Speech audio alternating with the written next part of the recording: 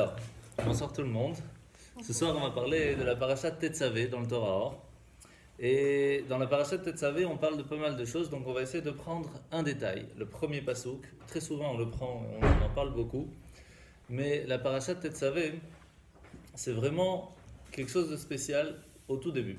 Au tout début, on va parler de comment est-ce qu'on allumait la menorah. Allumer la menorah, vous savez que dans le Beth Amikdash, dans le temple, les fenêtres étaient à l'inverse du monde entier.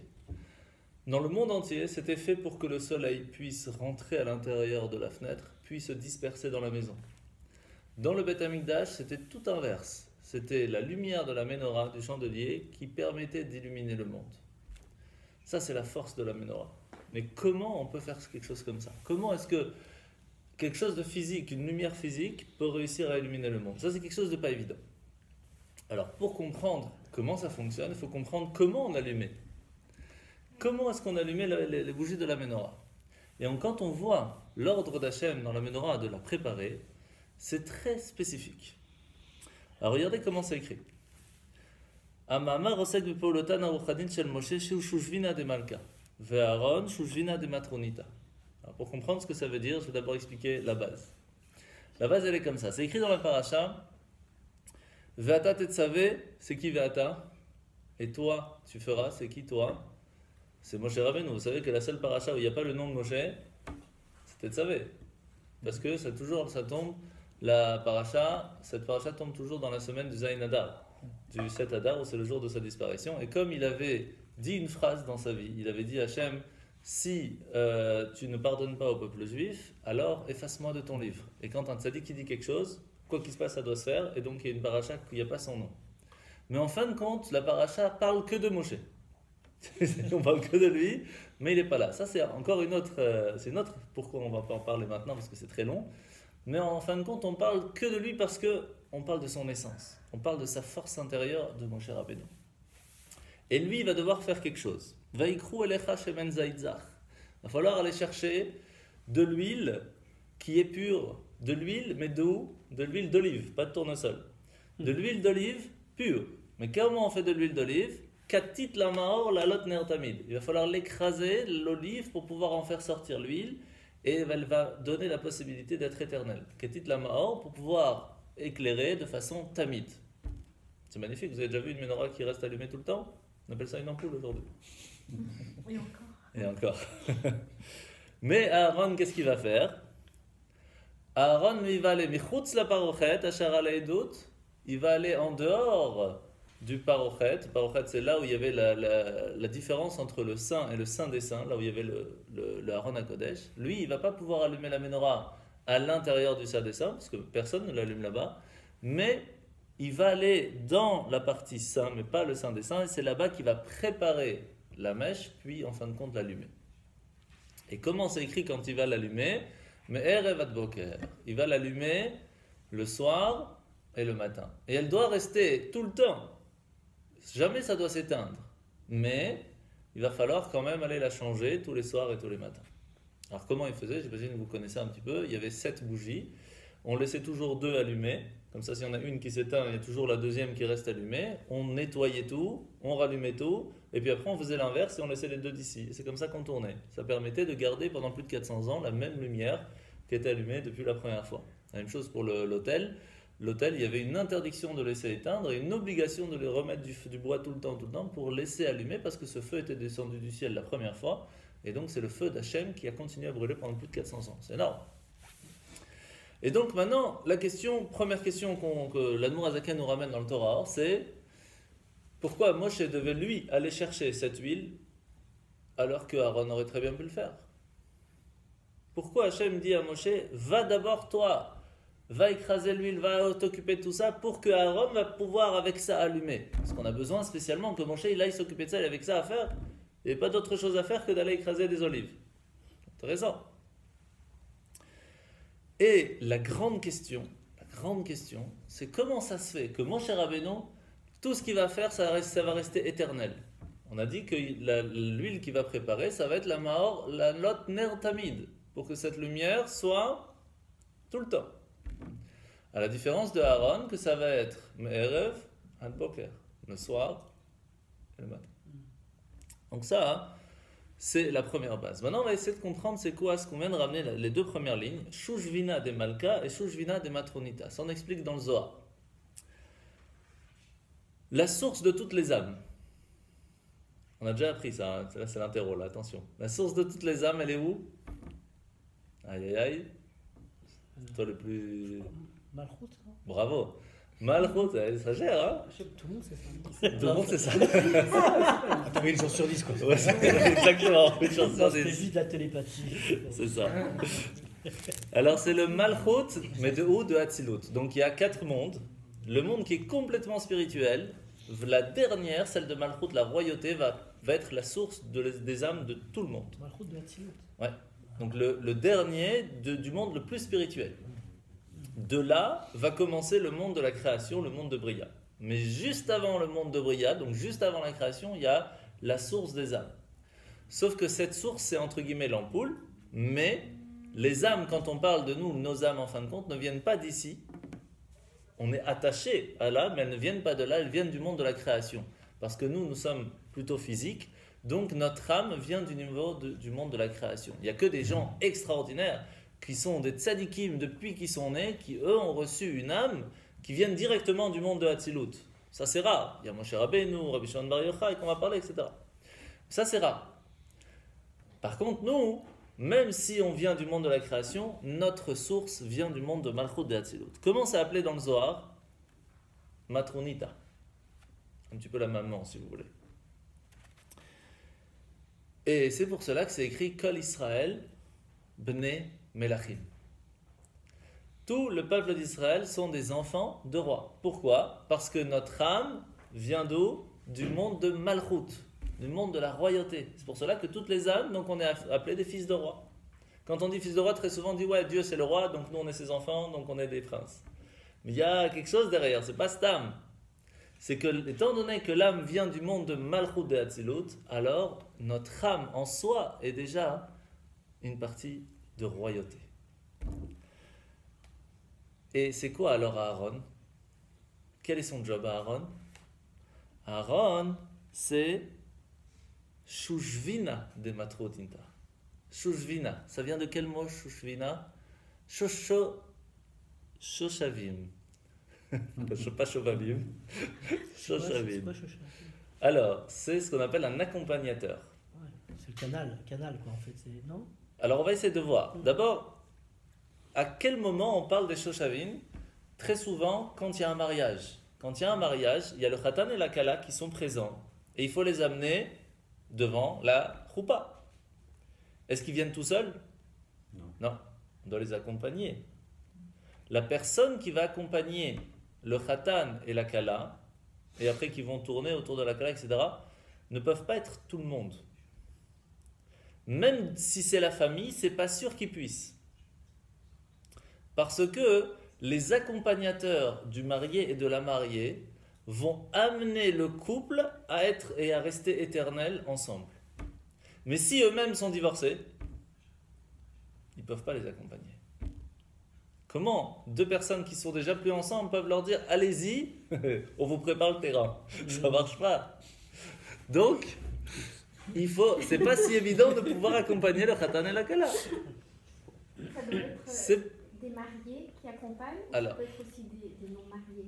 Alors ça dépend. Il y a plusieurs coutumes, il y a plusieurs façons. Et très souvent, quand c'est des personnes qui sont divorcées, les parents qui veulent accompagner leur enfant, ce qui n'est pas toujours évident de dire non. Donc ils accompagnent une certaine partie, mais le Rav va chercher le Khatan et la Kala un petit peu avant d'arriver à la Choupa et les amène à la Choupa pour que cette partie soit accompagnée par quelque chose de plus simple. Donc il y a plein de combines pour que ça se passe bien. Mais en tout cas, ces accompagnateurs ont un travail à faire qui n'est pas du tout évident. Aaron HaKohen, c'est le Shushvina des Matronita. C'est l'accompagnateur des âmes. Alors, qu'est-ce que ça veut dire? Pour ça, il faut comprendre que à partir du moment où on fait une bonne action, on s'attache à Hachem. Mais à partir de où ça vient ça? De Matan Torah. Au moment où on a fait Matan Torah, on a reçu la Torah, on s'est marié avec Dieu. Et il y a eu beaucoup de choses. Il y a eu le cadeau, il y a eu la ketouba, c'était les 10 commandements que Moshe a cassés. Il y a eu plein de choses pour faire le mariage entre nous et Dieu. À partir de ce moment-là, qui nous a accompagnés vers Hachem? Et est-ce qu'aujourd'hui, on peut retrouver ce même état de mariage avec Dieu? Ce serait superbe. Eh bien oui. Au moment où on fait une mitzvah, on peut retrouver un certain niveau de se retrouver lié avec Dieu. Alors on va voir comment ça fonctionne.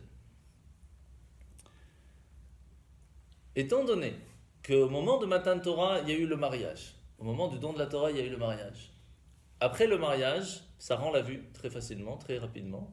Au bout d'un an, 2 ans, 3 ans, puis après, c'est de plus en plus, on voit mieux. Et à ce moment-là, les soucis peuvent commencer à arriver. Alors, qu'est-ce qu'il faut faire? Il faut de temps en temps se remettre dans l'ambiance du mariage pour retrouver le lien. Qui permet de faire ça? Eh bien, les personnes qui ont accompagné le couple sont là pas pour casser le couple, mais pour aider le couple. Et généralement, c'est les parents et les beaux-parents. Donc généralement, les beaux-parents et les parents se doivent de tout faire pour que le couple puisse fonctionner. C'est leur job. Puisqu'ils ont accompagné la première fois, ils doivent continuer à aider.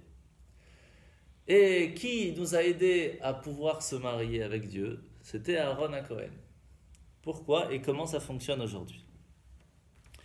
Quand on fait une mitzvah, quelle qu'elle soit, on fait la bracha, Baruch ata Hashem Elokeinu melech haolam, Asher Kideshanu bemitzvotav, qui nous a rendu saints, sanctifiés par sa mitzvah. Que quand il nous a donné l'obligation de faire telle chose, il nous a sanctifiés. Le mot Asher, ça vient du mot Ashrei. Ashrei qui veut dire heureux. Une personne se doit d'être heureux de pouvoir être sanctifié au moment de faire la mitzvah. C'est pas évident d'être heureux quand on doit faire une mitzvah, parce que des fois c'est une grande contrainte. Des fois c'est pas évident de faire une mitzvah. On doit se lever tôt, ou on doit se coucher tard, ou ça va nous prendre beaucoup de temps, beaucoup d'argent, ou on est occupé. Alors comment faire dans ces cas-là? Et c'est ça l'histoire. C'est pour cela que quand on fait une mitzvah, on se doit de faire la bracha, la bénédiction, en pensant que quand on dit le mot Asher, on doit le faire avec joie. Pourquoi c'est important? Parce que c'est la joie qui permet de nous attacher à Dieu lorsqu'on fait la mitzvah. Et si on ne fait pas ça, alors c'est comme si on dit à Dieu, toi tu es là-haut, moi je suis ici, je te prépare un cadeau, viens me chercher. C'est comme si on est à la maison, sa femme elle est dans la chambre, nous on est dans la salle à manger, on l'appelle avec le téléphone, viens si tu veux, j'ai un cadeau pour toi. Ça la fout mal. Donc, il faut accompagner le cadeau jusqu'à la personne pour qu'elle soit contente. De la même façon avec Hachem, il faut accompagner le cadeau qu'on lui fait jusqu'à chez Dieu pour qu'il soit heureux de le revoir et automatiquement, on se retrouve, on se remarie. Ça sonne. Donc, très rapidement, on va résumer que pour pouvoir accompagner la mitzvah, le cadeau qu'on fait lorsqu'on fait une mitzvah à Dieu, pour pouvoir accompagner cette mitzvah jusqu'à Dieu, on se doit de le faire avec joie. S'il n'y a pas la joie, elle reste en bas. Et c'est comme si on dit à Dieu, bah viens la chercher. Le cadeau, il n'est pas très, très agréable. Et donc cette joie, d'où elle va venir? D'où elle va venir cette joie de faire une mitzvah? Eh bien, la joie, elle ne vient que d'un ta'anoug, d'un plaisir. On est heureux, on est content, on se sent bien lorsqu'on a du plaisir.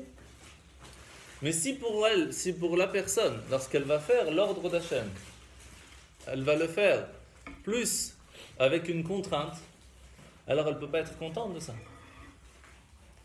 Si on est obligé de faire, on n'a pas le choix, c'est dur. Alors on ne peut pas être content de le faire. Donc si on veut pouvoir accompagner la mitzvah jusqu'à Dieu, il faut être content. Étant donné que quand on fait une mitzvah, on s'attache à Dieu lui-même, alors quoi de plus être content que de se rattacher à notre source? Quoi de mieux? Mais c'est ce qui peut arriver aussi dans le mariage. On est avec sa femme depuis tellement d'années qu'on peut arriver au moment où on n'est même plus content de la revoir, entre guillemets, chas shalom, hein. De fêter la Saint-Valentin. De fêter, c'est ça. Alors on le fait par obligation, parce qu'il n'y a pas le choix. Il faut que je vous le dise. Voilà, c'est ça. Par mode. Par mode. Ah ouais. Mais c'est triste. C'est triste. C'est comme Et ça, c'est l'importance de devoir se remarier de temps en temps. De devoir retrouver le même endroit, le même sentiment que le mariage qu'on a fait la première fois. C'est pas évident. Pas évident. Alors, comment faire? Première chose, c'est de savoir que quand on va offrir quelque chose à son conjoint, on va être heureux de lui faire plaisir. Parce que quand on va retrouver son conjoint, on va se retrouver ensemble. Et donc c'est magnifique. De la même façon avec Dieu. Lorsqu'on vient lui faire plaisir, on le fait une mitzvah, on se rattache à sa lumière Ensof, à sa lumière qui est sans limite. Et donc, quoi de plus beau que de pouvoir rattacher son âme, de se rattacher soi-même avec la plus belle lumière du monde. Et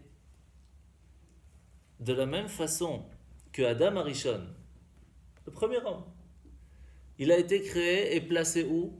Dans le jardin d'Éden. Et là-bas, Hachem il lui a dit, ton job, ça va être les Ovda ou les Shomra. Tu devras le servir et tu devras le garder. Ça veut dire quoi? Vous savez, on a déjà expliqué que lorsque la personne va aller au jardin d'Éden, soit le plus longtemps, le lointain possible, l'âme va profiter de ce qu'on appelle le Ziv Ashrina. Ziv Ashrina, c'est une simple lumière divine qui, à chaque fois que l'on fait une bonne action, qu'on étudie la Torah ici-bas, va se prévoir, se préparer dans le ciel. Et quand on arrive au jardin d'Éden, notre âme pourra en profiter. Donc imaginez qu'à chaque fois que vous faites une bonne action, ça vous allume une petite lumière dans votre villa au Gan Eden. Quand vous rentrez dans la villa, plus c'est illuminé, mieux c'est. Donc plus on fera de bonnes actions ici, plus on en profitera. Sauf que ce n'est qu'une ziv, qu'une lumière. Pourquoi on ne peut pas la sentir ici? Étant donné qu'on est dans un corps, le corps bloque cette possibilité de pouvoir ressentir cette lumière qu'on a créée en faisant une bonne action ou en étudiant la Torah. Automatiquement, c'est gardé pour plus tard dans le jardin d'Éden. Mais est-ce que dans le jardin d'Éden, on profite de Dieu lui-même? Non. Est-ce qu'on profite, si vous voulez, du soleil ou on profite de la lumière du soleil? La lumière. On profite de la lumière du soleil. Alors, comment est-ce qu'on peut profiter de ce Ta'anoug? Comment est-ce qu'ici-bas, on peut profiter d'avoir ce plaisir de cette lumière qu'on va avoir plus tard? C'est simple. Qu'est-ce que Hachem il a dit à Adam? Les Ovda ou les Shamra. Le servir, comment faire? Les mitzvot. Mitzvot positives. Les mitzvot qu'il faut faire, qu'il faut servir. Les Shamra, le garder. Mitzvot De pas faire. négatives. Donc lorsqu'on fait les mitzvot positives, on fait la moitié du travail. Lorsqu'on fait la mitzvot, qu'on fait attention à ne pas faire des mitzvot négatives, on fait la deuxième partie du travail. Et c'est tellement fort, la lumière du Gan Eden, que vous avez sûrement déjà entendu parler de Rabbi Elisha ben Abouya, qu'appelé aussi Acher. C'est un des 4 rabbis qui sont rentrés dans le Pardes. Le Pardes, c'est un endroit spirituel où se trouvent tous les secrets de toute la création du monde, tout. Pourquoi on appelle ça le Pardes? Ça veut dire un jardin entre guillemets en traduction littérale, mais le Pardes c'est 4 lettres, Pei, Resh, Dalet et Samer. Et ces 4 lettres c'est Pshat, Remez, Drash, Sod. Les 4 façons comment on peut étudier la Torah, comment on peut comprendre les choses par la façon simple, les allusions, l'explication et les secrets. Étant donné qu'il est rentré dedans, il y a 4 qui sont rentrés dedans. Un qui est devenu fou, un qui en est mort. Un, c'est Rabbi Elisha ben Abouya, qu'on appelle aussi Acher, parce qu'il a complètement lâché toute la Torah. C'était un géant. Et ça l'a retourné, il a tout lâché. Et le 4e, c'est Rabbi Akiva. Rabbi Akiva nichnas v'shalom, yatsa v'shalom. Étant donné qu'il est rentré en paix, c'est-à-dire qu'il est rentré en sachant que je vais profiter de ce qu'il y a dedans jusqu'à mon niveau, je ne veux pas aller trop parce que c'est dangereux, il a pu sortir en paix. parce qu'il est rentré en paix. Mais Rabbi Elisha ben Abouya, Acher, il a dit comme ça. Il a dit, ça vaut le coup de passer 12 mois dans le Gehenom, dans l'enfer, pour pouvoir profiter après de la lumière de nos actions dans le jardin d'Éden. Vous savez le feu, comment ça brûle ici-bas? Vous faites 60 fois plus, c'est le feu du Gehenom. Et ça vaut le coup, comme ça il nous dit, ça vaut le coup de rester 12 mois dans le feu de l'enfer pour pouvoir en fin de compte laver son âme et pouvoir en fin de compte rentrer après dans le jardin d'Éden. Ça vaut le coup, tellement la lumière de nos actions ici-bas nous permet de profiter là-haut. Alors Rabbi Akiva, tout de suite, il vient, il pose une question. Il nous dit comme ça. Il nous dit, comment on peut faire pour comprendre ou expliquer à une personne quel plaisir on va avoir dans le jardin d'Éden? On est des humains. Ici, on parle que notre âme va profiter. Dans le jardin d'Éden, il n'y a pas de corps. Il n'y a que 7 personnes qui sont rentrées avec le corps. C'est que pour les âmes. Comment on peut expliquer à une personne humaine qui a un corps que ses plaisirs, généralement, c'est plutôt physique? Ça peut arriver des personnes qui ont une certaine sagesse et qui réussissent à arriver à un niveau de plaisir plus haut, comme par exemple le plaisir du cœur, ou encore plus haut, le plaisir de l'intellectuel. Ça, c'est quand on arrive à un certain âge, on a cette possibilité de comprendre ce que ça veut dire profiter et kiffer une bonne étude. Mais même comme ça reste quelque chose de physique. Comment on peut expliquer à une personne que le plaisir qu'on va avoir en faisant une bonne action ici sera tellement haut que ça vaut le coup de ne pas prendre le plaisir matériel et de le prendre plus tard? Eh bien, c'est très simple. Il nous dit, si déjà le plaisir matériel ici, c'est un kiff, alors imagine 60 fois plus quand tu arriveras là-bas. Et donc, le plus grand plaisir qu'on peut avoir ici-bas, ce n'est rien par rapport au plaisir qu'on va avoir plus tard. Mais étant donné qu'on est encore des bébés, alors on ne peut pas comprendre. Par exemple, vous dites à un enfant, on l'a déjà dit, vous dites à un enfant de 2 ans, tu choisis un bonbon maintenant ou 2 bonbons dans 1 heure, qu'est-ce qu'il prend? Un bonbon maintenant. Il ne comprend pas que ça veut dire dans 1 heure. Un enfant de 60 ans, on lui dit, profite maintenant de faire telle chose, ou va étudier 1 heure un shiur, et dans 50 ans, quand tu partiras peut-être, eh ben, tu profiteras avec ton âme. Ça reste un enfant de 60 ans. C'est la même chose. Mais Hachem savait ça. Et la preuve, c'est que quand on va dans la Torah, où Hachem il nous dit, si tu vas faire la Torah, qu'est-ce que c'est marqué? Vous inquiétez pas, à ce moment-là, vous allez avoir la pluie en son temps, vous allez avoir la parnassa, vous allez avoir la santé, vous allez avoir le nachat, tout va aller bien.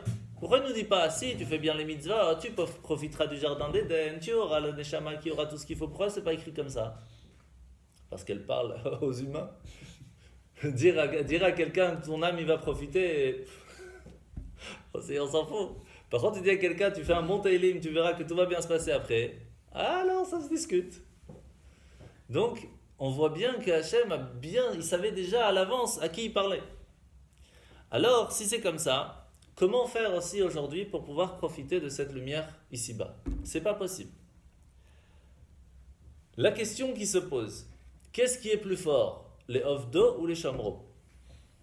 On reviendra à la question du début, ne vous inquiétez pas, ça marche comme ça toujours dans le Zohar et tout, c'est comme ça. C'est d'abord on pose la question, on parle de tout ce qui est spirituel et à la fin on donne la réponse. Alors, faire une mitzvah est plus importante que ne pas en faire une avéra? Les deux sont complémentaires, de toute façon. Et qu'est-ce qui est plus fort pour Hachem? C'est difficile à dire, très difficile à dire. Il faut savoir que les Ovrei Retzono, ça veut dire réussir à ne pas tomber dans une faute, la source est plus grande encore que la source de faire la mitzvah. Ça veut dire que réussir à bloquer sa volonté de faire une bêtise, c'est plus dur, et donc la récompense, et même la source même, est plus grande. Pourquoi? Parce que ça vient du mot Nephila. Nephila qui veut dire tomber. Lorsque la lumière qui a voulu nous amener la possibilité de de faire des mitzvot, de faire quelque chose de bien, elle est descendue doucement, doucement dans le monde, elle s'est contractée par un tzimtzum, ce qu'on appelle, pour arriver dans ce monde. Et donc elle est arrivée de façon installée dans le monde. C'est pour cela qu'on peut prendre quelque chose de matériel et en faire quelque chose de spirituel. Par contre, quand la lumière d'Hachem, qui était tellement forte, tellement grande, elle a dit, ça ce sera pour vous, paf, elle est tombée. Et comme elle est tombée très bas, parce que sa source était plus haute. Vous savez qu'on a déjà expliqué une dizaine de fois que plus c'est haut, quand ça tombe bas. C'est pour cela que les mitzvot négatives, leur source est plus haute encore que les mitzvot positifs. Mais, de l'autre côté, ça reste très difficile à nous. À nos yeux, ça reste très difficile de ne pas faire ce qu'on a envie ou ne pas faire. On pourrait se dire, mais j'ai envie de faire une bracha sur de la nourriture pas cachère. Je vais l'élever. Ça ne marche pas. On mange quelque chose pas cachère, il ne faut pas faire de bénédiction. Pourquoi? Parce qu'on ne va pas la manger. Donc, ça ne sert à rien de faire une bénédiction. On ne peut pas l'élever. C'est pas possible. C'est tombé tellement bas que ça ne peut pas remonter. Mais, étant donné que c'est quelque chose qui n'est pas compréhensible à nos yeux, quand on réussit à se bloquer là-dessus, alors on arrive à avancer d'une certaine façon. Ça nous attache à un niveau beaucoup plus haut. À la différence de Oser Retzono, quand on fait la volonté d'Hachem, on s'attache à Hachem à un niveau plus régulier, qui nous parle un peu plus. Quand on fait une bonne action, on s'attache à une lumière qui nous parle.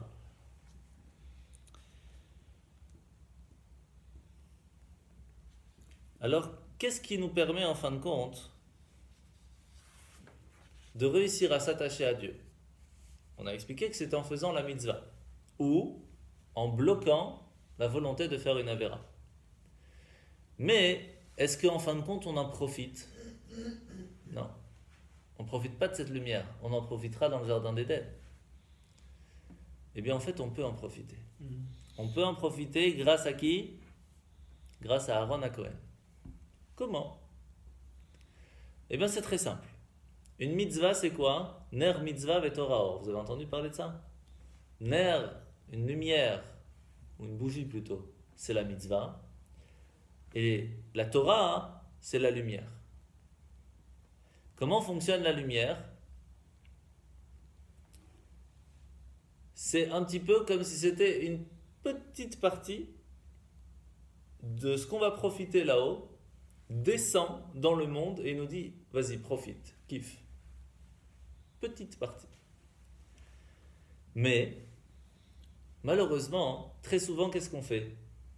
On voit la mitzvah, on la prend comme une contrainte, et à la place de profiter du ta'anouk, du plaisir que ça va nous donner, on met de côté ce plaisir et on en fait une contrainte. C'est dommage. Le plus grand plaisir de faire une mitzvah quand on le fait avec la joie, c'est ce qui permet de profiter de cette lumière qu'on aura dans le jardin d'Éden plus tard et d'en profiter ici-bas. Ça vaudrait le coup de le faire. Quelle est la seule chose qui nous permet de le faire? La simcha, la joie. Et c'est pour cela que c'est écrit Tachat asher lo adatta besimcha merov kol. Simcha merov kol, ça veut dire plus fort même que dans le Olam Haba. Plus fort même que dans le Gan Eden. Si on réussit à faire une mitzvah ici-bas avec la joie, on peut réussir à avoir un ta'anoug, un plaisir encore plus grand que dans le Jardin d'Éden. Pourquoi? C'est très simple. Dans le Jardin d'Éden, qu'est-ce qu'on réussit à faire? On amène une lumière divine. Ici, on s'attache à Dieu direct. Donc imaginez que quand on s'attache à Dieu directement, sans passer par aucun tzimtzum, on s'attache à Dieu directement. C'est extraordinaire. Comment on ne peut pas être heureux de pouvoir s'attacher à Dieu? Pas une lumière de Dieu, au soleil, direct. C'est pas la Kabbale qui dit ça. Si. Ah. Alors qui? Ok, je vous laisse continuer. Je vais vous expliquer comment on arrive à ça. Okay. C'est écrit comme ça. Bashamayim mimal, ba'aretz mitachat. Shamaim, c'est là-haut. De quoi on parle? On parle du Gan Eden à Elyon. Donc du Gan Eden qui se trouve dans le ciel. Ba'aretz mitachat, dans la terre en bas, on parle de quoi? Du Gan Eden Atarton, du jardin d'Éden qui se trouve ici-bas. Là où il y avait Adam, c'était dans ce monde. Al kol shevach maase yadecha, al kol shevach, tout le shevach, tout le plaisir, tout ce qui se passe, maase yadecha, ça viendra de tes mains. C'est-à-dire que nous, on a la possibilité de pouvoir, par nos mains, réussir à faire quelque chose que personne ne pouvait faire même dans le jardin d'Éden. Comme par exemple, quand on félicite quelqu'un, est-ce qu'on le félicite sur lui-même ou sur son travail? Un dessinateur, vous n'allez pas lui dire « Waouh, tu es un bon dessinateur ». Pourquoi? Parce que tu as fait un beau dessin, donc on te félicite pour le dessin.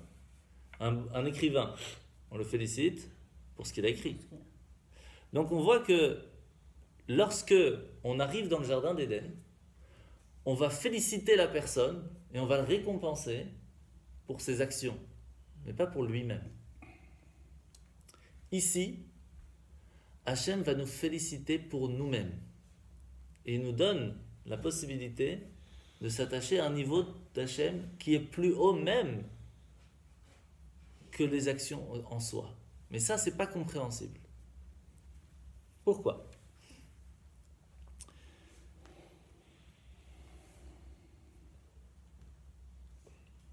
Est-ce que vous avez déjà entendu parler de Itaruta dil Tata, Itaruta dil Ela? Ça, dans le Zohar, on en parle beaucoup. Itaruta, ça vient du mot leitorer, se réveiller. Une personne qui va se réveiller d'en bas, qui va faire un travail personnel pour faire une bonne action, comme par exemple quelqu'un qui met les tefilines en bas, ici-bas, il va permettre de faire un réveil d'en haut pour lui amener une certaine lumière. Sauf que, étant donné qu'il a créé un certain réceptacle en mettant les tefilines, imaginez qu'il les a mis 20 secondes, il a créé un réceptacle qui vaut 20 secondes.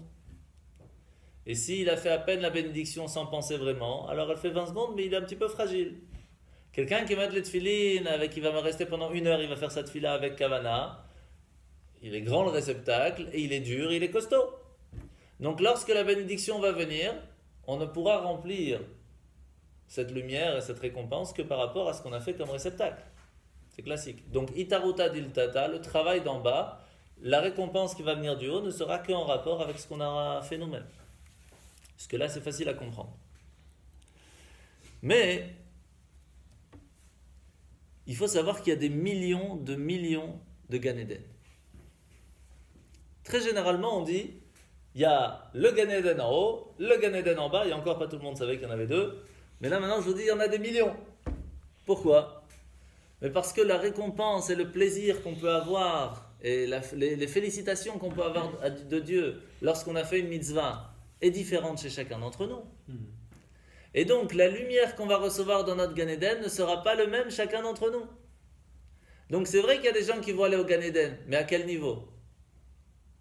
Peut-être le petit, par rapport à ces petites actions. D'autres plus grandes, et d'autres excellemment grandes. Donc, en fait, il y a des millions de Gan Eden par rapport aux différents niveaux de chacun. Et c'est pour cela que le Zohar Chelek Bet nous dit comme ça, il y a un hamoud, il y a un pilier en plein milieu du Gan Eden qui fait le lien entre celui d'en bas et celui du haut. Et chacun nous, on s'installe entre guillemets dans des petites maisons qui se trouvent sur ce pilier par rapport à son niveau et on évolue. Et c'est pour cela qu'en fait il n'y a pas de limite. On peut très bien se dire j'ai fait tellement de bonnes choses dans ma vie, je vais être au Gan Eden, je suis tranquille. Mais non, parce qu'après tu peux encore monter. Et même quand on est au Gan Eden, on peut encore évoluer.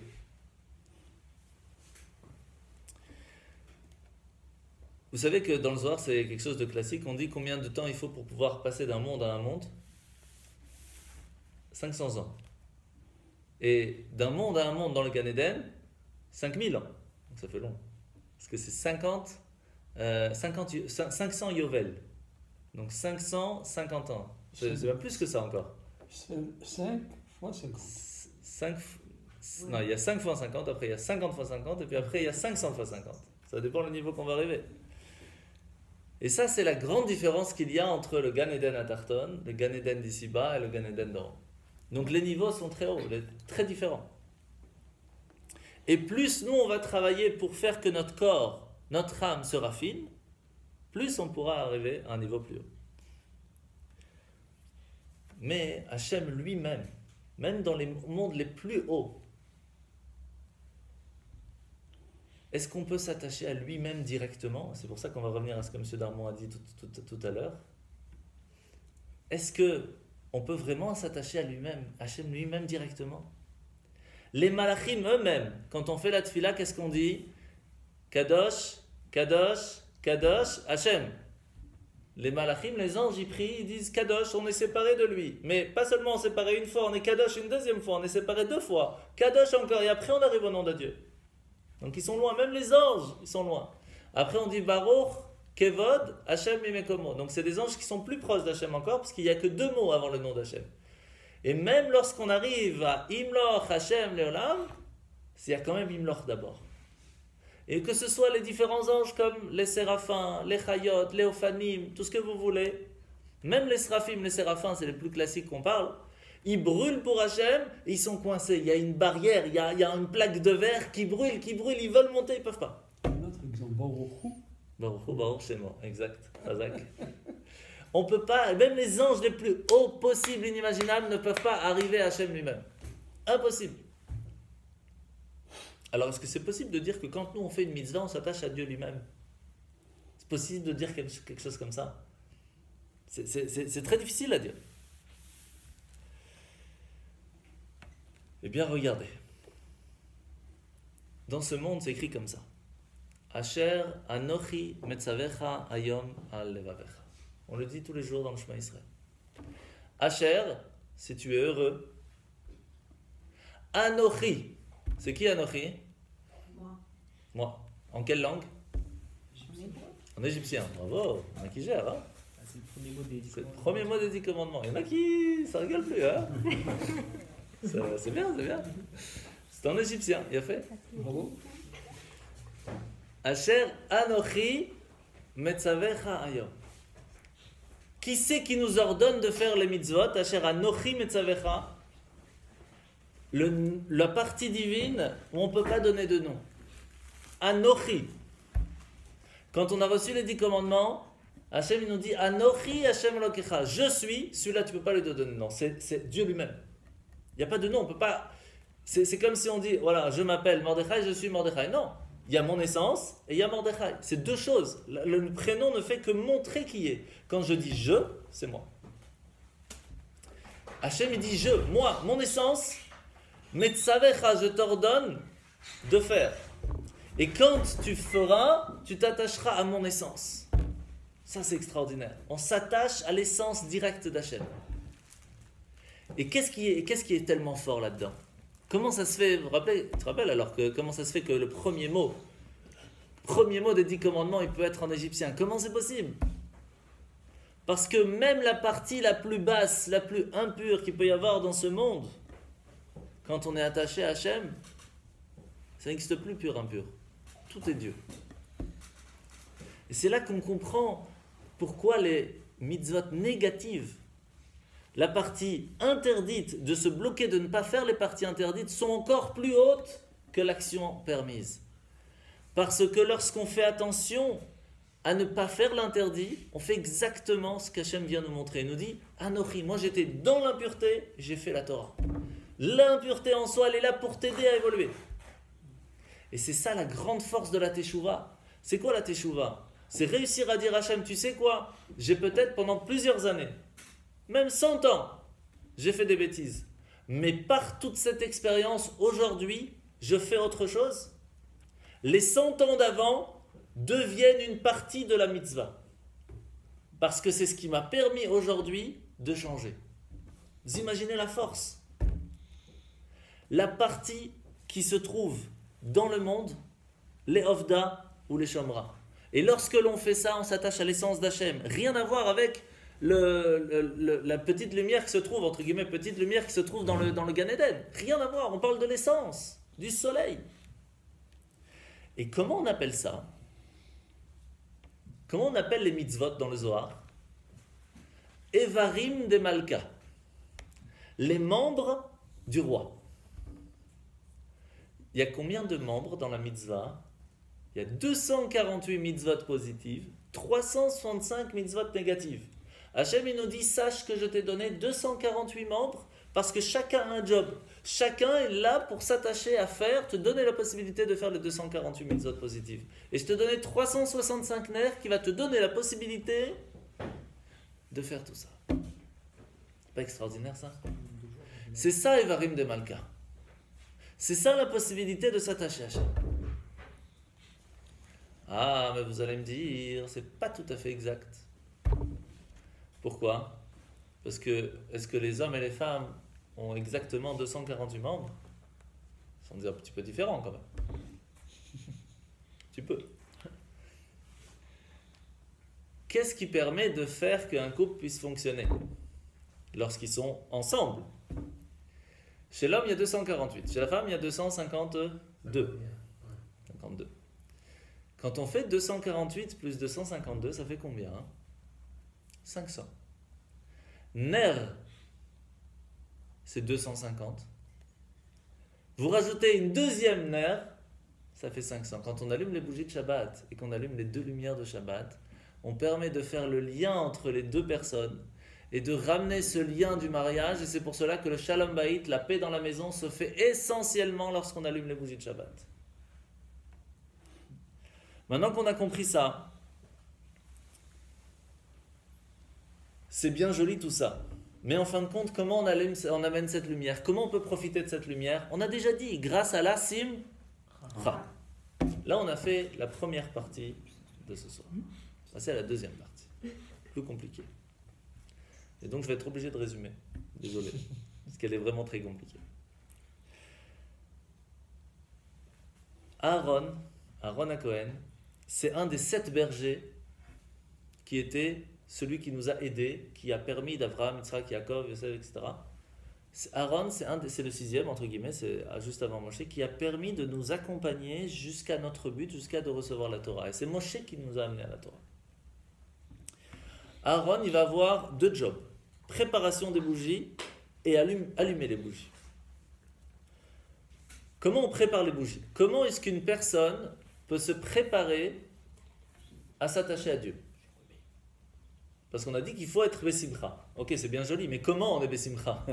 On dit à quelqu'un, ne prends pas ça comme une contrainte, fais ça avec kiff. Ok, c'est mignon, mais comment? Alors il faut se préparer. Se préparer, c'est Itbonenut. C'est quoi Itbonenut? Méditation, réflexion, comprendre qu'est-ce que c'est le plaisir et le kiff de faire une mitzvah. Alors, il y a pour ça plusieurs façons de faire. Celui qui a jamais fait une fois un Shabbat complet, il ne sait pas c'est quoi un Shabbat. On peut lui expliquer, on peut lui dire de méditer, ce que vous voulez. Faire un Shabbat complet, tu sais ce que c'est le Shabbat. Et ça, c'est un petit peu pour toutes les mitzvot en général. Mais à partir du moment où on veut réussir à méditer, on sait bien que ce n'est pas accessible à tous. Imaginez que je vous dis demain matin, vous vous levez, vous allez faire shacharit avec tefillin ou sans tefillin. Pendant 1 heure, vous restez attaché à la prière. Qu'est-ce que vous allez me dire? Mais bien sûr. Impossible. Même pas je vais essayer. Par contre, si je vous dis, dans la prière demain, vous allez prendre un verset. Et ce verset, vous allez prendre 2 minutes, montre en main, mais 2 minutes, vous restez accroché à ce verset. Vous essayez de comprendre la traduction, comprendre ce que ça veut dire derrière, renseignez-vous à l'avance. Et ce verset, pendant 1 semaine, ce que vous faites dans la tefila, vous le faites. Mais ce verset-là, 2 minutes, il n'y a rien à faire, on reste dessus. On est coincé sur ce verset pendant 2 minutes. Ça, c'est accessible. C'est accessible à tout le monde. 2 minutes, c'est pas la fin du monde.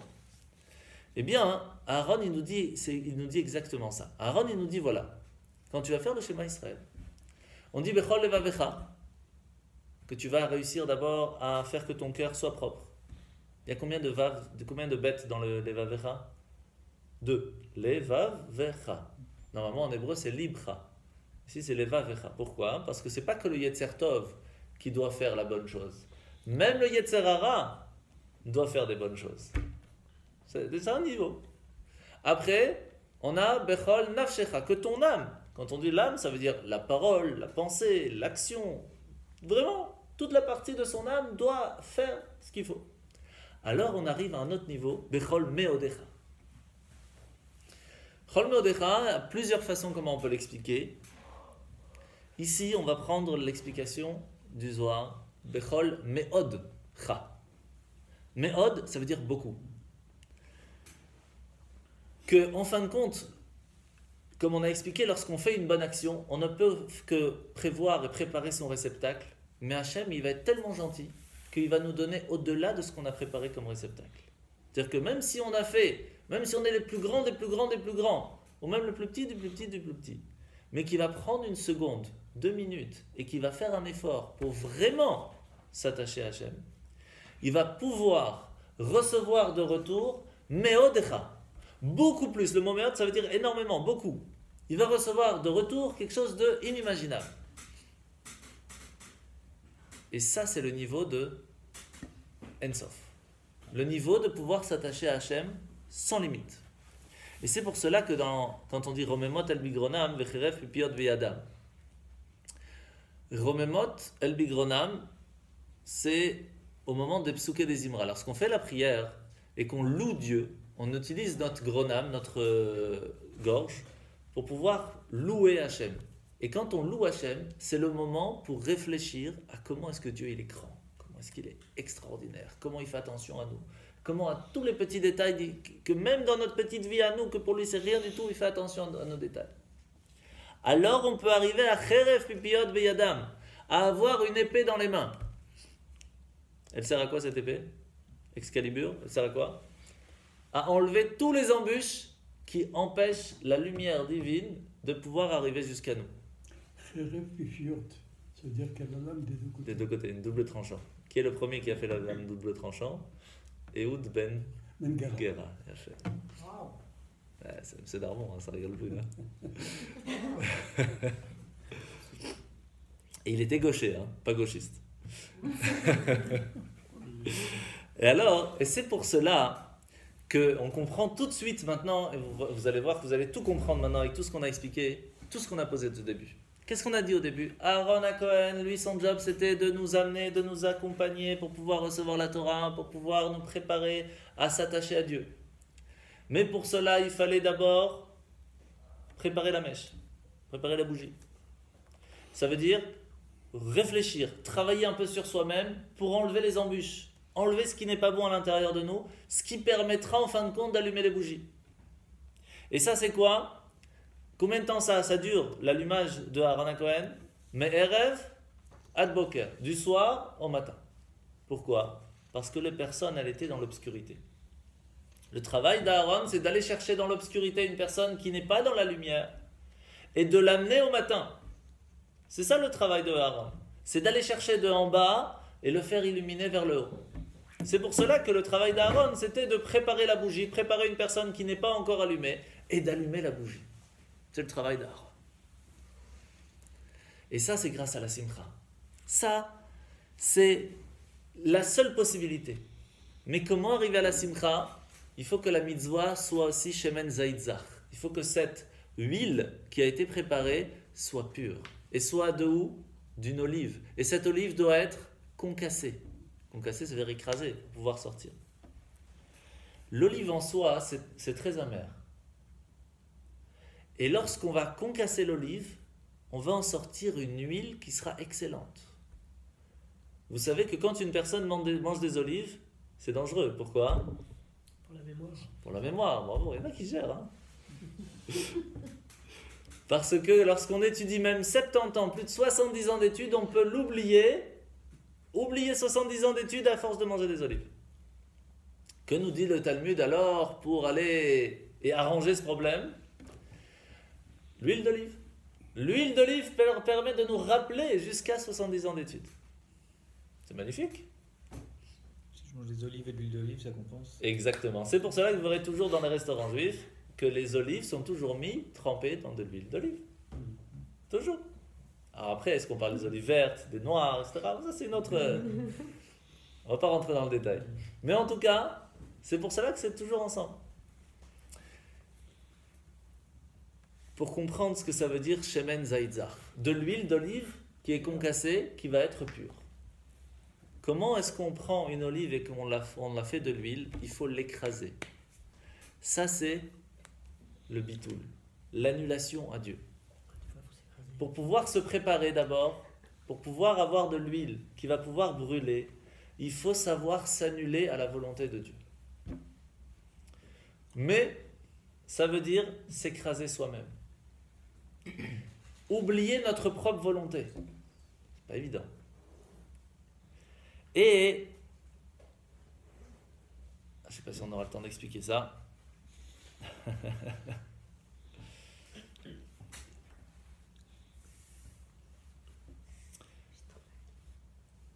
Le moach, donc la partie intellectuelle d'une personne, le cerveau, sa force, c'est le zikaron, c'est la mémoire. Lorsque la mémoire nous joue des tours, on a très peur. Parce qu'on sent que même si on comprend, ça ne sert à rien, parce qu'en fin de compte, on a oublié. Donc la force même, le plus important chez l'intellectuel, c'est de se rappeler de ce qu'il a étudié. Donc la plus forte chorma, la plus forte des sagesses, c'est la partie du rappel. Dans les tefillin, vous savez qu'il y a 4 parties dans les tefillin, dans la tête. La première, c'est la chorma. La deuxième, c'est la bina. La troisième et la quatrième, je les dis ensemble. Pourquoi? Parce que c'est les da'at, c'est la connaissance qui va se mettre en 2 parties. La connaissance, c'est prendre ce qu'on a compris et le faire dans l'action, et donc, chesed et gvura. Chesed, c'est la bonté, gvura, c'est la sévérité. Plus important, ça reste quand même la première. S'il n'y a pas la première, si on n'a pas l'étincelle de la compréhension de quoi que ce soit, il n'y a rien qui peut venir après. Donc, une personne qui veut être marzir et talmudo, revenir à sa source, revenir à sa chorma, se rattacher à la source même de la compréhension des choses, se rattacher à l'essence, il faut qu'elle puisse s'attacher à la base. Comment faire ça? Katit la maor la latner tamid. Avoir la hitbonenut, réfléchir sur la grandeur divine et qu'automatiquement on va s'annuler à lui. Quand on se rend compte qu'il est tellement grand par rapport à nous, alors on se met tout petit. Et lorsqu'on se met tout petit, alors on peut arriver à ce moment-là à avoir la possibilité de s'attacher à Hachem. Pourquoi? Parce qu'il y a une phrase très connue. En ani ve'u yecholim ladur baolam. Dieu il nous dit, moi et lui ne peuvent pas vivre dans le même monde. Ça veut dire que si une personne elle dit, viens Dieu, viens chez moi, je dis, il n'y a pas de place, toi tu existes. Tant que tu existes, il n'y a pas de place pour moi. À la seconde, tu dis, moi je ne suis là que pour toi, alors je peux venir. Si on ne fait pas de place à Hachem, où est-ce qu'il est Dieu? Là où on le laisse rentrer. Où est-ce qu'il est Dieu? Que si on le laisse rentrer, si on lui dit, il y a de la place pour toi, viens. Mais une personne qui vient dire, je connais tout, il ne peut rien étudier. Quelqu'un qui dit, j'ai tout, on ne peut rien lui donner. Celui qui dit à Hachem, j'ai fait, je suis, alors Dieu ne peut pas vivre avec lui. La première chose pour pouvoir se rattacher à l'essence même, à pouvoir se rappeler qui on est, il faut d'abord pouvoir s'annuler à Dieu. Et ça ne fait que grâce à Aaron, grâce à l'écrasement de l'huile pour en faire une huile pure. Parce que s'il n'y a pas ça, il n'y a rien. Pourquoi? Et c'est là qu'on va tout comprendre l'histoire de Aaron. Parce qu'en fin de compte, c'est quoi? Dieu, c'est la lumière. C'est le feu qui veut brûler sur la mèche. Pardon. La mèche, c'est qui? C'est notre corps. Ok, vous mettez du feu sur une mèche. Combien de temps ça dure? 1 seconde, 2 secondes, allez, 5 secondes. Qu'est-ce qu'il faut pour que la mèche puisse continuer à brûler? Il faut mettre de l'huile. Et s'il n'y a pas d'huile, ça ne brûle pas longtemps. Donc une personne, elle vient, elle fait une mitzvah. Une magnifique mitzvah. Elle amène Dieu chez lui. Ça brûle, ça crame. Il a fini la mitzvah, il reste plus rien. Ça s'éteint. Il n'y a pas d'huile. Pourquoi? Parce que c'est lui qui a fait. C'est moi qui ai fait. Et encore plus si on le fait avec contrainte. Parce qu'à ce moment-là, on a amené Dieu, il a brûlé la mèche, il ne reste plus rien. Ni la mèche, ni plus rien. Quand on fait avec joie, et on le fait pour Dieu, et qu'on a réfléchi qu'on le fait avec, c'est pas nous qu'on fait, on le fait pour faire plaisir à Dieu, mais que nous on est complètement bébitoul, on le fait, même que c'est difficile, on le fait quand même, et on le fait avec plaisir, parce qu'on sait qu'on fait plaisir à Dieu. On est bitoul, on a écrasé cette olive, et que cette olive est pure, alors l'huile, sera présente et la mèche pourra rester allumée même après qu'on a fait la mitzvah. C'est ça qu'on voit tout de suite la différence chez une personne qui a étudié, quand elle sort du cours, nada, il n'y a plus rien. Pourquoi? Parce qu'elle est venue remplie. Et donc, même si c'est vrai que ça allumait la mèche, il n'y avait pas d'huile pour garder ça. Une personne qui vient et qui sait dire, je ne connais pas, je vais peut-être étudier, je vais peut-être apprendre quelque chose. Je me mets bitoul, je m'écrase un petit peu pour savoir peut-être je vais apprendre quelque chose. Automatiquement, il met de l'huile. Il a écrasé son olive. Automatiquement, cette étude pourra continuer après. C'est ça ce qu'on appelle un talmid chacham. Un chacham, un intelligent, c'est pas celui qui est chacham, c'est celui qui est talmid chacham, celui qui sait étudier, celui qui sait écouter, celui qui sait peut-être il y a quelque chose que je ne connais pas. Mais alors si c'est comme ça, pourquoi est-ce que Aaron il doit aller michutz la parochet? Pourquoi il ne peut pas allumer la menorah alors dans le Saint des Saints? Est-ce que ça c'est pas mieux encore? Non, il ne peut pas.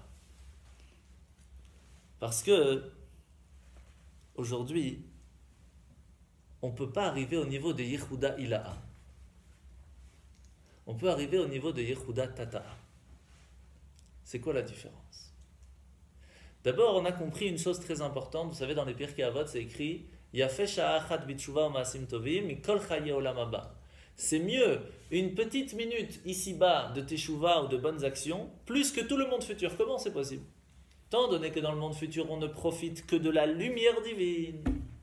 Étant donné que ici-bas, en faisant une mitzvah, on s'attache à Hachem lui-même, à son essence, alors c'est normal que Yafeh sha'achat b'tshuva u'ma'asim tovim ba'olam hazeh mikol chaye olam haba.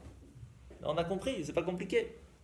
C'est étant donné qu'on profite, on s'attache à l'essence même, à la chorma, à Dieu directement on s'attache.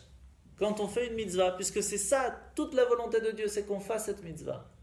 Automatiquement, on profite beaucoup plus du lien avec Dieu lorsqu'on fait une mitzvah dans ce monde que quand on est dans le jardin d'Éden et qu'on profite de nos actions.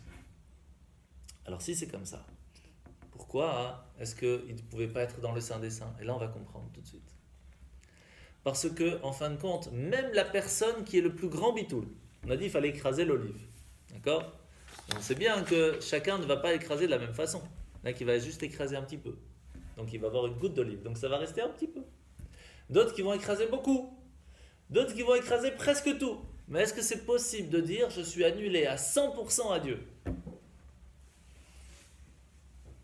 Vous connaissez l'histoire du Shidur? Il y avait un jeune homme qui avait 18-19 ans et il dit, il vient voir le rabbin et dit voilà, j'ai étudié ça, j'ai que des bonnes notes, etc. Je voudrais avoir un shidur.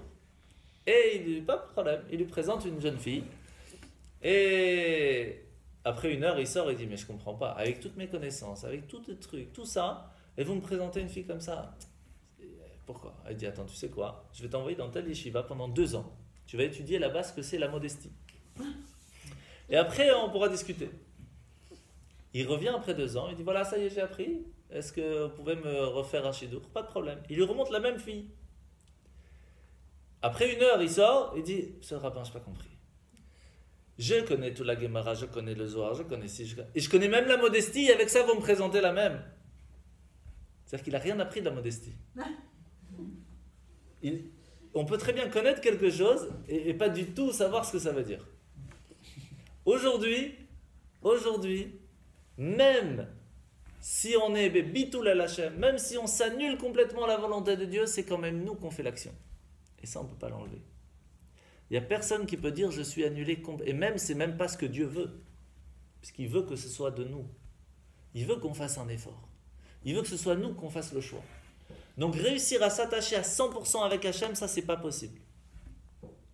C'est ce qu'on appelle la Yehuda Ilaha. Un niveau de lien avec Dieu qui est complet. Est-ce qu'il y a eu une personne qui était comme ça? Abraham. Peut-être. En tout cas, il y a une personne qu'on dit que Hachem parlait par sa gorge. C'est qui? C'est Moïse, non? Moïse. Il était tellement lié à Dieu que lui, il n'avait pas d'existence pour lui-même.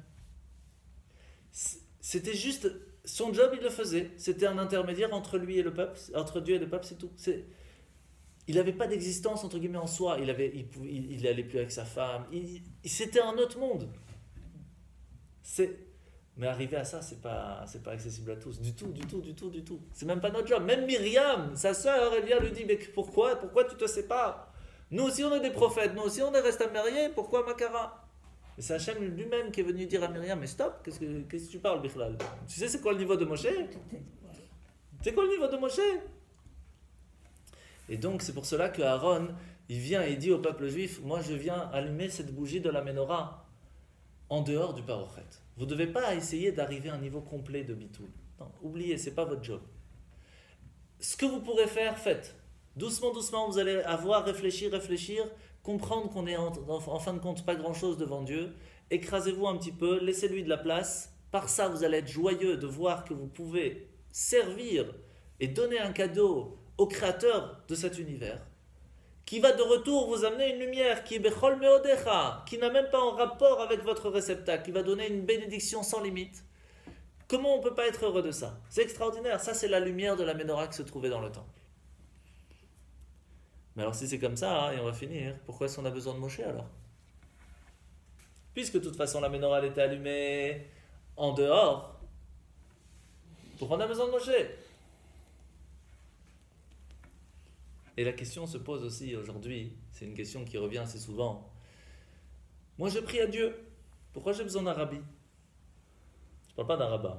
Pourquoi j'ai besoin d'un rabbi? Pourquoi j'ai besoin d'un tzaddik, un juste, qui soit mon intermédiaire entre moi et Dieu? Je peux parler directement à Dieu. Pardon? On a toujours besoin d'un intermédiaire. Ah pourquoi? On peut parler à Dieu directement, il n'y a aucun problème. Et la question elle est ici aussi. Puisque Aaron permet de nous travailler pour pouvoir s'attacher à l'essence même de Dieu. Quand on fait une mitzvah, on s'attache à Dieu lui-même. Quand on fait la prière, on s'attache à Dieu lui-même. Devant l'amida, on est devant Dieu lui-même.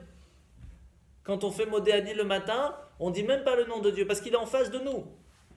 On ne va pas dire le nom de quelqu'un s'il est en face de nous. Donc on ne dit même pas son nom. On est devant Hachem Mamash. On est beaucoup plus haut que les malachim. Les malachim, ils veulent essayer d'arriver. Ils sont bloqués. Nous, on parle à Hachem Mamash. Alors pourquoi on a besoin de Moshe? En fait, quand on dit qu'on s'attache à Hachem Mamash, c'est pas tout à fait exact. Et c'est pour cela que vous avez tout de suite, vous avez sauté sur le truc. Mais c'est normal. Non, mais c'est pour ça, on est allé y arriver. Parce qu'on ne peut pas dire que Hachem c'est un Maor. Un Maor, ça veut dire un soleil. On ne peut pas dire qu'Hachem c'est un soleil. Hachem lui-même, son essence à Hachem, c'est pas explicable. C'est au-delà de tout. C'est beaucoup trop loin pour nous. Donc nous, notre soleil à nous, c'est la lumière d'Hachem qui est sans limite. C'est pas Hachem encore. C'est la lumière d'Hachem qui est sans limite. C'est ça. Entre guillemets, comme si Hachem il a fait un soleil, et c'est jusqu'à ce soleil-là qu'on peut arriver nous. Comment ça s'appelle dans le Zohar? Le Igul Agadol. C'est la grande lumière qui est sans limite, que de là va commencer le grand cave, le grand fil fin qui va arriver jusqu'à nous. Nous, on peut réussir dans ce monde. Les anges, ils ne peuvent même pas arriver à ça. Eux, ils peuvent s'attacher au cave, au plus haut niveau du cave, mais pas plus haut. Mais nous, en faisant une mitzvah, on peut s'attacher au Maor, au soleil, qui est donc ce grand cercle de lumière qui a été créé par Hachem. Mais on ne peut pas s'attacher mamash à Hachem, ça c'est pas possible. On ne peut pas dire qu'on s'attache à Dieu, à l'essence même. C'est pas possible. Et donc, on peut l'appeler de plusieurs façons ce niveau. On peut l'appeler le Keter, on peut l'appeler le Yud. Le Yud Kelafke, c'est la base, la Chokhmah. Vous voyez ce que je veux dire? C'est pas encore Hachem Lumière. C'est le Or En Sof. Et ça, on a besoin de Aaron pour nous y emmener. On a besoin de Aaron qui va nous aider à nous amener jusqu'à ce Maor, jusqu'à ce soleil. Mais comment faire pour que ce soleil soit, comment dire, j'ai le mot sur la bouche. Accessible. Non, ça il est accessible par Aaron. Mais comment ce soleil peut recevoir la lumière d'Hachem? C'est-à-dire que, ok, nous on peut arriver jusque-là, jusqu'au soleil. Mais comment faire pour que Hachem donne vie à ce soleil? S'il ne veut pas, il n'y a plus rien. Comment faire? Eh bien, pour ça, on a besoin de Moshe. Moshe, il est monté sur le mont Sinaï, il a descendu la Torah. C'est-à-dire que même si Aaron permet de nous monter, il faut qu'il y ait Moshe qui aille chercher, qui nous l'amène. Et s'il n'y a pas Moshe, on peut monter, mais s'il n'y a rien à prendre, alors il n'y a rien. C'est que Moshe qui nous permet d'aller chercher ce que Aaron va nous amener. Sans Moshe, il n'y a rien. Et c'est pour ça que Moshe, c'est écrit qu'il était kavet pe ve kavet lachon. Il est bégayé. Mais ça veut dire quoi kavet pe en hébreu? Lourd. Lourd. Sa bouche était lourde. Ça veut dire que le niveau spirituel où il était trop lourd pour son corps. Ça ne pouvait pas passer. C'est un niveau qui est au-delà même de la création du monde. Et ce niveau-là ne pouvait pas passer par la bouche de Moshe. Et Hachem, il a dû parler à travers sa bouche pour pouvoir faire passer le message, que ce soit à Pharaon, que ce soit au Béné Israël, etc. Et c'est que la lumière divine qui est passée par Moshe pour pouvoir parler, parce que quand c'était Hachem lui-même qui s'attachait à Moshe, cet intermédiaire-là était tellement fort que ça ne parlait pas au peuple. C'était beaucoup trop. C'est pour ça que quand on a reçu la Torah, Hachem il a donné les 10 commandements d'abord. Il a fait le premier commandement, tout le monde est mort et tout le monde est revenu. Le deuxième, etc. Ils ont dit stop, c'est trop haut pour nous. On a besoin de quelqu'un qui vienne nous amener la Torah, qui se soit accessible. Et c'est ça que Moshe il est monté. Il est monté chercher la Torah, le mettre de façon accessible. Et même les 10 commandements, c'est des petites choses pour Moshe.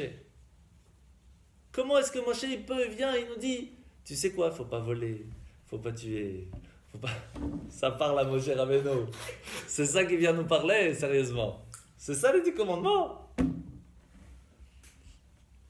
Les 5 premiers, 5 derniers, ce sont des niveaux, des secrets dans les 10 commandements, vous ne pouvez pas vous imaginer. C'est des niveaux, mais inaccessibles. Ne serait-ce que combien il y a de lettres, il y en a 620. Pour les 613 de la Torah, et les 7 que les sages vont rajouter plus tard. Donc c'était déjà même prévu dans la Torah. Mais à partir du moment où on réussit à s'attacher à Moshe Rabbeinu, grâce à Aaron, c'est-à-dire qu'on a réussi à monter, à se casser, à s'écraser, à laisser la possibilité à Hachem de venir vers nous. Et puis ça brûle. Et puis, vous savez, c'est comment le feu. Le feu, ça va toujours en haut. Même si on le met à l'envers, il brûle en haut. Pourquoi? Parce qu'il veut retourner à sa source. Donc on brûle, on arrive en haut.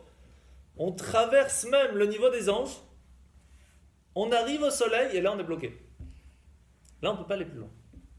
Et là, on voudrait prendre quelque chose avec nous. Mais il faut que Moshe vienne nous l'amener. Parce qu'on ne peut pas aller plus haut. Ça, c'est le travail de Moshe. Ça, c'est le travail du rabbi. Le rabbi de chaque génération, il est là pour nous amener de là-haut et l'amener jusqu'à ce soleil pour pouvoir que nous, on puisse en profiter.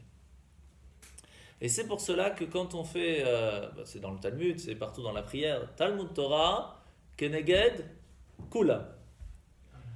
L'étude de la Torah vaut plus que tout. Une personne qui est en train d'étudier la Torah n'a plus aucune obligation, elle n'a plus besoin de faire la tfila, plus rien. Mais quel niveau d'étude de la Torah on parle? Est-ce que c'est de notre niveau? Ça, je suis pas sûr. En tout cas, pas du bien. Mais quand Rabbi Shimon Bar Yochai, lui, il étudiait le Zohar, et il a étudié pendant 13 ans dans sa grotte. Lui, oui, Torato ou Manuto. Sa vie, c'était la Torah. Il était à un niveau d'étude de la Torah qui était tellement haut qu'il était au-delà du monde. C'était plus la même chose. Arrivé au niveau de Torah Moshe. Arrivé au niveau de Moshe Rabbeinu. Ça, c'est... Et quand on arrive à ce niveau-là, oui. Donc, pour résumer, qu'est-ce qu'on a compris? Moshe, il descend la Torah. Il descend Hachem. Il amène le niveau d'Hachem, de son essence, à un niveau qui nous est possible de ne serait-ce que vouloir s'y attacher. Parce que malheureusement, vous savez très bien que lorsque on dit à un enfant, voilà, tu sais vers qui tu devrais essayer d'être comme qui. Aujourd'hui, malheureusement, qu'est-ce qu'on leur montre? Voilà, tu vois Zidane? Voilà, il faut que tu arrives à être Zidane. Ronaldo, bon, moi je suis encore à l'ancienne en 98, mais je ne connais pas les nouveaux. Mais, ou alors, encore pire, tous les bêtises qu'il y a aujourd'hui à la télé. Donc, qu'est-ce qu'on montre à un enfant? Tu vois, c'est des gens comme ça qu'il faut que tu essayes de suivre. Vous imaginez ce qu'on apprend à nos enfants? C'est triste. Par contre, quand on dit à un enfant, tu vois, je vais te raconter l'histoire de Moshe Rabbeinu. Je vais te raconter l'histoire de Aaron Cohen, comment est-ce qu'il aimait faire la paix, comment il se fait... Je vais te raconter l'histoire de Rabbi Eliezer ben Orkenos, comment est-ce qu'il a tout lâché toute sa vie pour pouvoir aller étudier la Torah. Il mangeait des racines pour pouvoir, pendant des années, Rabbi Yochanan ben Zakkai, il a vu ça, il a aidé. Quand on parle comme ça à un enfant, on lui dit, voilà, c'est des gens comme ça qu'il faut.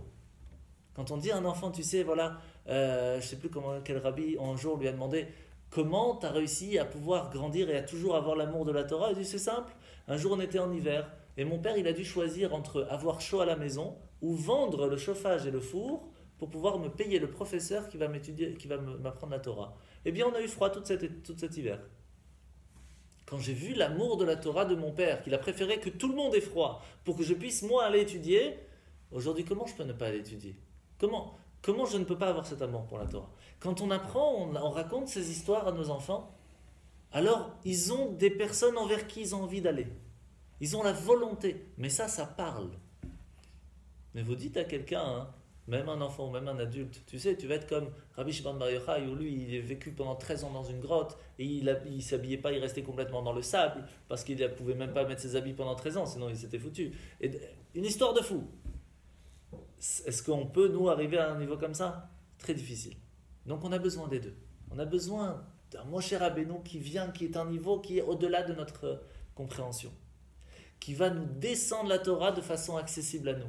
Et on a besoin d'un Aaron Cohen qui va nous permettre de faire la Torah avec simcha, avec joie. Il va nous montrer comment faire et on va réussir à ne serait-ce que vouloir aller quelque chose.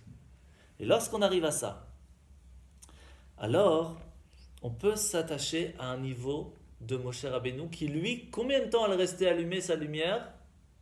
La Maor Ner Tamid. Pourquoi est-ce que Aaron c'était que de soir au matin? Parce que son job c'était de en bas en haut. Mais la lumière de Moshe, elle est éternelle. Elle est attachée à l'essence divine. Et donc, d'où ça vient le mot Tamid? Tamid, c'est un classique. Bechol Yom Tamid, Maaseh Bereshit. Chaque millième de seconde, Hachem recréait le monde. Parce que s'il y a une millième de seconde où Dieu il dit ok, je ne fais pas d'effort là maintenant, j'oublie le monde. C'est pas seulement qu'il n'existe plus, c'est comme s'il n'a jamais existé. Chaque seconde, Hachem il recréait le monde. Bechol Yom Tamid. Éternel. C'est ça le Beth Amikdash, on amenait Tamid, on amenait un korban, un sacrifice qui était tout le temps, matin et après-midi, tout le temps. Il fallait remettre des forces dans ce monde pour lui permettre de vivre. Et donc en fin de compte, on comprend pourquoi est-ce que Aaron, il était en dehors du parochet, il était dehors, parce que lui il s'occupait des gens. À la différence de Moshe qui lui était Tamid parce qu'il vient du niveau d'au-delà de Hatzilut, un niveau qui était beaucoup plus haut. Et lui, il vient simplement nous amener ça dans le niveau de Malchut, qui arrive au niveau de la source de l'âme. Et Aaron, qui est lui l'accompagnateur de l'âme, qui est dans le niveau de Malchut du roi, nous permet d'arriver à un niveau encore plus haut jusqu'au niveau de Hatzilut. Et là, on peut profiter alors de la niveau de Moshe. Et là, on comprend ce que ça veut dire dans le premier verset. Ve'ata tetzaveh bnei Israël, tu vas demander aux bnei Israël et surtout, spécialement toi Moshe, de préparer cette lumière, de pouvoir amener cette lumière jusqu'au peuple, que le peuple, grâce à Aaron, va pouvoir monter à un niveau différent.